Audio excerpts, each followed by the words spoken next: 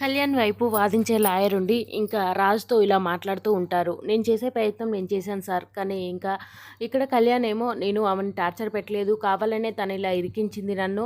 నేను అసలు తనని టార్చరే చేయలేదు అంటున్నాడు. అలా చేయలేదు అనడానికి మనకు సాక్ష్యాలు కావాలి అని చెప్పేసి అంటూ ఉంటాడు. అప్పుడు ఒక భర్త భార్యను చూసుకోవడానికి సాక్ష్యాలు ఎలా తీసుకొస్తాం సార్ అని చెప్పేసి అంటూ ఉంటుంది ధనలక్ష్మి. అవును మేడం, తప్పదు మేడం. ఇప్పుడు సాక్ష్యాలే మనకు నిజాన్ని బయటేస్తాయి అని చెప్పేసి అంటూ ఉంటాడు ఆ లాయరు. ఇంకా అప్పుడు వాళ్ళ దగ్గర సాక్ష్యాలు ఏముండవు లాయర్ గారు అని చెప్పేసి లోపల నుంచి అనామిక అయితే వస్తూ ఉంటుంది. ఇంకా వాళ్ళ దగ్గర ఏ సాక్ష్యాలు ఉండవు.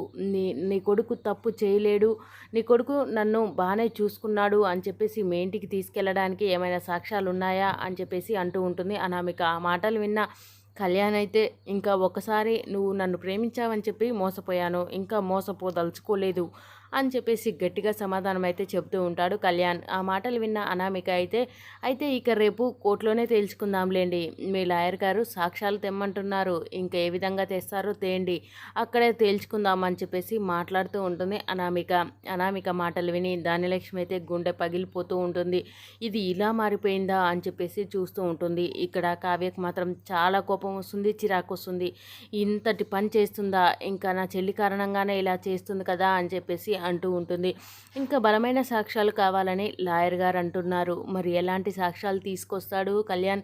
మరి లేదంటే అప్పు ఏ విధంగా నిరూపిస్తుంది తను ఏ తప్పు చేయలేదనే విషయాన్ని ఇంకా నెక్స్ట్ సీన్లో చూద్దాం. ఈ వీడియో కనుక మీకు నచ్చినట్లయితే please do subscribe. Thank you for watching friends.